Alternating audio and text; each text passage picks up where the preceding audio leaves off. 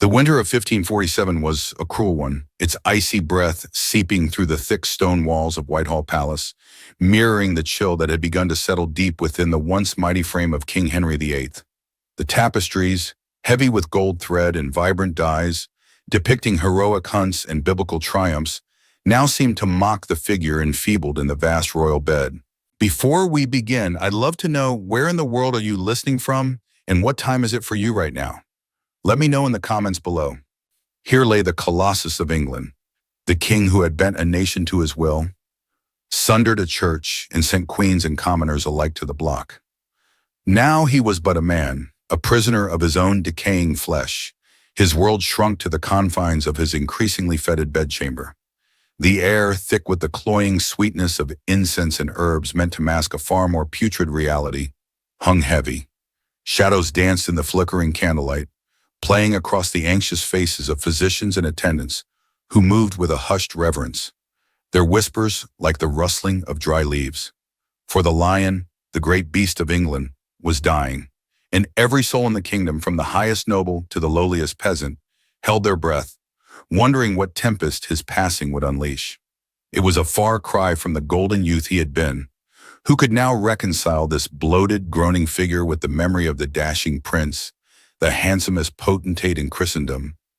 His was a youth painted in the vibrant hues of the Renaissance, a skilled jouster, a nimble dancer, a scholar, a musician, his laughter echoing through Hampton Court, his charm disarming ambassadors and ladies alike. He had been the epitome of kingly vigor, the embodiment of England's burgeoning power. But the years and Henry's own insatiable appetites had taken their toll. Decades of lavish feasting, of rich meats and sweet wines had transformed the athletic prince into a mountain of a man whose girth was whispered to be nearly 400 pounds. His once handsome face, the face that had captivated Anne Boleyn and charmed a kingdom, was now a distorted mask, bloated and sallow. His eyes, once bright with intelligence and command, now sunken, flickering with pain, paranoia, or a terrifying vacant lethargy. His body, once a temple of athletic prowess, was now a prison of decaying flesh, a grotesque battlefield where myriad ailments waged their final, victorious war. The most notorious were the suppurating ulcers that riddled his legs, a constant source of agonizing pain and a stench so vile, so pervasive, that even seasoned courtiers, hardened to the less fragrant realities of Tudor life, struggled to conceal their revulsion. They would approach the royal presence with perfumed handkerchiefs pressed to their noses, bowing low, eager to make their escape. Mechanical contrivances, ingenious devices of wood and rope, were now required to hoist the king, to move his enormous bulk from bed to chair, a humiliating reminder of his lost strength. His physicians, a nervous huddle of learned men, exhausted their medieval and nascent Renaissance remedies. Bloodletting, that ancient panacea, only weakened him further. Herbal concoctions, brewed from recipes passed down through generations, offered little solace. Poultices of boiled onions, even powdered human skull, desperate, archaic treatments, were applied to his weeping sores, each new attempt a testament to their dwindling hope. Opium, the poppy's gift, dulled the sharpest edges of his torment, but in its embrace, his mind, already clouded by illness and suspicion, drifted further into shadowlands of confusion and terrifying visions. As his body failed, his mind too began to unravel. His legendary temper, always formidable, now flared into explosive, unpredictable rages, terrifying those who dared approach. These storms of fury would be followed by periods of deep, confused lethargy, where the king would lie, gasping for breath, lost in a world only he could see. Courtiers whispered of nightmares that plagued his sleep, of the king crying out in the dark, haunted by the specters of those he had sent to their deaths. Thomas More, his steadfast chancellor; Anne Boleyn, his bewitching, tragic queen; Cromwell, his ruthless enforcer; and countless others, their ghostly faces, he was said to claim, gathering at the foot of his bed in silent, eternal judgment. Was it the weight of his sins, the blood on his hands, that now tormented him? Or was it the simple human fear of the unknown, the terror of facing a God whose church he had defied? He had broken with Rome, declared himself supreme head of the church in England for an heir, for the continuation of his Tudor dynasty. Now, with his own end so near, did he doubt the righteousness of his great matter? His religious convictions seemed to vacillate with his fading lucidity. One day, he would demand the comfort of Catholic rituals, the Mass he had known in his youth. The next, he would reaffirm his Protestant principles, his defiance of papal authority. It was a spiritual tug-of-war played out in the fading light of his life, observed with bated breath by factions at court, each hoping for a sign that would favor their cause after his departure. For even as the king's life ebbed, the dance of power continued, more frenetic than ever. His third wife, the gentle Jane Seymour, had given him his longed-for son, Edward, now a frail boy of 9. But a child king meant a regency, and the great nobles of the realm were already positioning themselves, like chess pieces on a board of immense consequence. The conservative Catholic faction, led by the old Duke of Norfolk, vied with the reformist Protestants, championed by Edward Seymour, the young prince's uncle and soon-to-be Earl of Hertford. Henry, in his moments of clarity, was acutely aware of these machinations. Paranoid to the last, his once sharp mind clouded by suspicion, he signed execution orders with a trembling hand. His grip on power, as tenacious as his grip on life, was proving ephemeral. The true state of the king's health was the most closely guarded secret in England. Royal proclamations continued to paint a picture of a hale and hearty monarch, even as those within the palace walls knew the gruesome truth.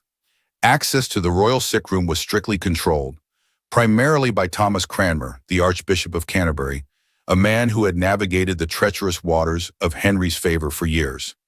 He knew the dangers. News of the king's imminent demise could trigger premature power grabs, unrest, even foreign invasion. Every attendant was sworn to absolute silence. Even Queen Catherine Parr, Henry's sixth and final wife, who had nursed him with a blend of duty and perhaps weariness, was kept at a distance during critical periods. As January of 1547 drew to its agonizing close, the pretense began to crumble. On the 27th, witnesses reported a seizure so violent that attendants had to physically restrain the thrashing monarch to prevent him from injuring himself further. When the paroxysm passed, Henry struggled to speak, his right side partially paralyzed. A massive stroke, modern medicine would diagnose. His physicians, their own futures hanging in the balance, redoubled their desperate efforts, applying hot irons to his skin, forcing bitter concoctions down his throat, anything to coax a flicker of life back into the failing king. Archbishop Cranmer was summoned. As the pre-dawn gloom of January 28th enveloped Whitehall, Henry, unable to speak, was asked if he placed his faith in Christ. He reportedly managed to squeeze Cranmer's hand, a final faint affirmation, before slipping into a coma from which he would not return. The great King Henry VIII, the larger-than-life monarch who had towered over England for nearly 4 decades, was dead. For 3 full days, the Privy Council, now led by the ascendant Edward Seymour, suppressed the news. It was an extraordinary conspiracy of silence, a desperate bid to consolidate power around the new 9-year-old King Edward VI before the realm knew its old master was gone. Secret meetings were held, key fortresses secured, potential rivals, like the unfortunate Duke of Norfolk, whose execution was only stayed by Henry's own death, neutralized. When the bells of London finally began their somber toll on January 31st, announcing the king's passing to a hushed and anxious populace, Edward Seymour had already been named Lord Protector and Duke of Somerset, effectively ruling England in his young nephew's name. The disposal of Henry's remains became an ordeal in itself, a macabre testament to his physical state. His corpse, it was said, began to decompose with alarming speed. Embalmers worked frantically, removing internal organs, filling the vast cavities with fragrant herbs and spices. His coffin, specially constructed to accommodate his enormous girth, nearly twice the width of a standard noble's casket, required a reinforced bier and extra pallbearers. During the lying in state at Whitehall, a gruesome incident occurred, whispered about in horrified tones. The lead-lined coffin, under pressure from the cases of decomposition, reportedly split, leaking bodily fluids onto the chapel floor.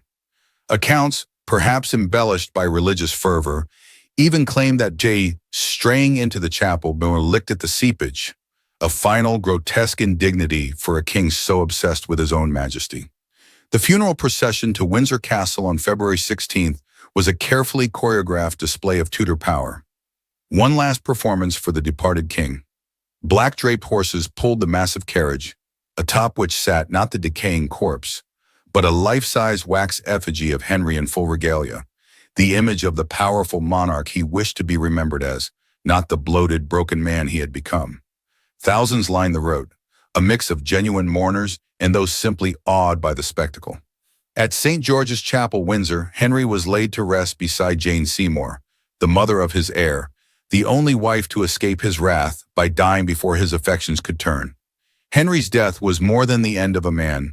It was the end of an era and the beginning of a turbulent new one. His carefully constructed will, outlining the succession through Edward, then Mary, then Elizabeth, would, despite interruptions, largely dictate the course of the English monarchy for the next half-century. The Protestant reforms he had cautiously begun were now accelerated under his son's regency, pushing England further from Catholic doctrine than Henry himself had perhaps ever intended. His complex religious stance, a unique blend of Catholic ceremony and anti-papal supremacy, left an ambiguous legacy, allowing both Protestant and Catholic factions to claim him, in part, as their own. The economic consequences of his lavish spending and costly wars would burden his successors, fueling inflation and social unrest. The political landscape, too, was irrevocably altered. While Henry had personified absolute monarchy, his death and the subsequent rule by a council for his young son paradoxically began a subtle shift towards a more constrained royal power, a development that would have profound implications for England's future. In his final days, the human king, stripped of his power and majesty by illness and the great leveler death, was perhaps more relatable than the fearsome autocrat he had been for most of his reign. The personal items found in his chambers, the miniature of Jane, the lock of his mother's hair, the child's prayer book, hinted at a private, sentimental side, a man capable of love and loss, buried deep beneath the layers of royal persona and political necessity. As the stone slab was sealed over his tomb in Windsor, the whispers and rumors began, the myth-making that would define Henry VIII for centuries. The image of the broad-shouldered, defiant king, immortalized by Holbein, would endure, overshadowing the reality of the grotesque, suffering figure who had met his end in the chilling winter of 1547. His reign, born of obsession with blood and power, ended in a testament to the ultimate powerlessness of all mortals before the inevitable. The lion was dead, but his roar would echo through the corridors of English history for generations to come.